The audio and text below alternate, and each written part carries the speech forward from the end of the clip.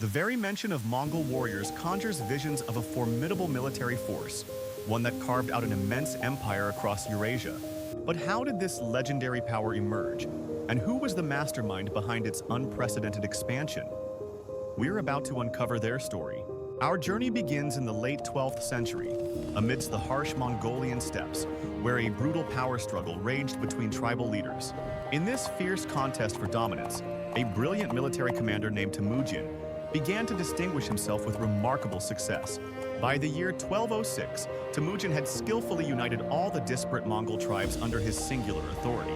At a pivotal Kurultai, an assembly of Mongol nobles held by the Onon River, he was formally proclaimed Genghis Khan. It's crucial to understand that Genghis Khan wasn't his birth name, but rather an esteemed title signifying his supreme leadership. Soon after, Temüjin instituted the Great Yasa, a comprehensive legal code that established strict discipline for both his army and society. This new law enforced a particularly harsh military code. If even a single soldier retreated in battle, their entire 10-man unit faced execution. The Mongol army itself was meticulously organized into clear divisions of tens, hundreds, thousands, and powerful tumens, or units of 10,000. Genghis Khan's primary motivation for these expansive military campaigns was the pressing need to secure more grazing lands for his vast herds. Additionally, these conquests offered the Mongol nobility abundant opportunities for enrichment through plundering captured territories and controlling vital trade routes. In 1211, the formidable Mongol hordes turned their attention southward, launching a massive invasion into northern China. Their advance was swift and decisive. They quickly overwhelmed defenses and successfully captured the strategically important city of Beijing. While campaigning in China, the Mongols gained invaluable hands-on experience in complex city sieges and adopted sophisticated new siege technologies. Genghis Khan established a comprehensive legal framework, known as the Great Yasa, which dictated the strict discipline within his military and society. This code was instrumental in maintaining order and cohesion, underpinning the formidable power of the Mongol forces. The Mongol army itself was meticulously organized into hierarchical units, starting with groups of 10, then hundreds, and thousands. The largest of these formations were the tumens, each commanding a staggering 10,000 warriors. This systematic structure was enforced by an incredibly harsh code of conduct, particularly concerning combat performance. A brutal decree stipulated that if a single warrior retreated during battle, his entire unit of 10 would face execution. This extreme measure instilled unwavering loyalty and courage, making the Mongol army an almost unstoppable force.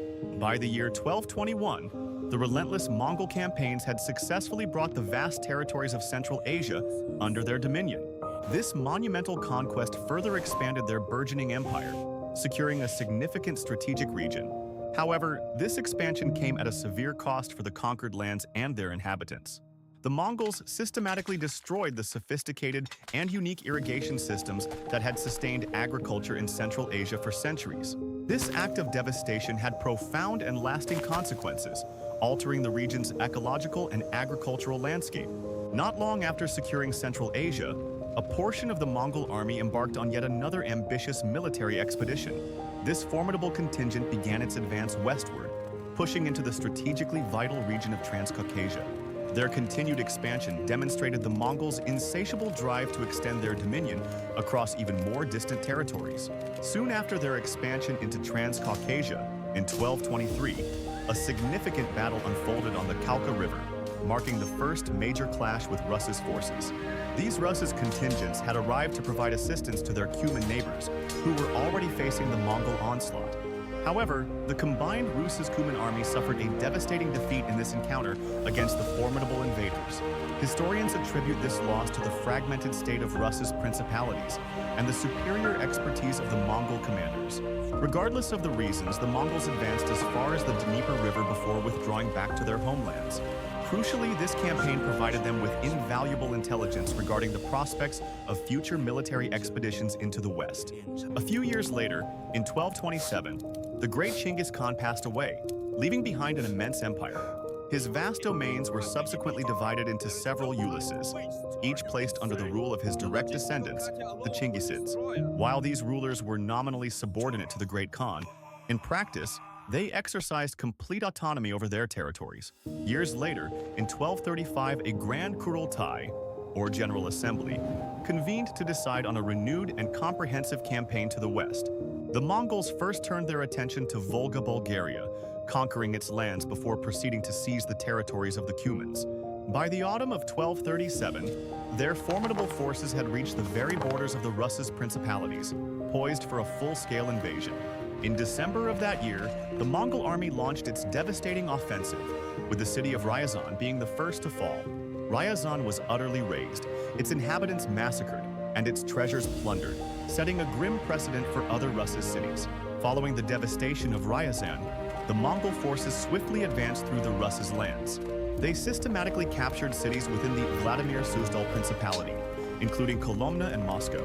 Rostov and Suzdal also fell, as the invaders continued their relentless march. Remarkably, in February 1238 alone, the Mongols managed to conquer 14 different cities. Their impressive speed was greatly aided by sophisticated siege engines, including powerful battering rams and stone throwers. These formidable war machines had been skillfully adapted from advanced Chinese military technology. Despite the overwhelming danger, the Russes' princes tragically failed to unite against the common foe. Their inability to form a combined defense left them vulnerable to the Mongol onslaught. On March 5, 1238, a pivotal and decisive battle took place on the Sait River. The army of Yuri Vsevolodovich, the Grand Prince of Vladimir, suffered a catastrophic defeat, and the prince himself was killed. After ravaging northeastern Russes, the Mongol army approached Novgorod, coming within 100 kilometers of the city. However, Batu Khan then unexpectedly decided to turn his forces south. Historians suggest this change of direction was due to the approaching spring thaws, making roads impassable, and the army's accumulated losses. Batu planned to lead his weary troops to the Don Steppes for a period of much-needed rest and regrouping. On their arduous journey towards the Don Steppes, where Batu intended to rest his forces, the Mongols attempted to besiege the city of Kozelsk. There, the invaders were met with an incredibly fierce and prolonged resistance from the resilient inhabitants, lasting for weeks. In the wake of the Mongol advance, once vibrant towns and villages across Russes were reduced to mere ashes and desolation.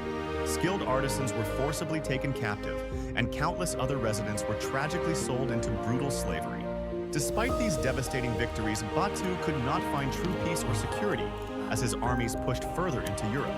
He laid waste to Hungary and the Balkan regions, but eventually, his forces were compelled to withdraw to the Caspian steppes.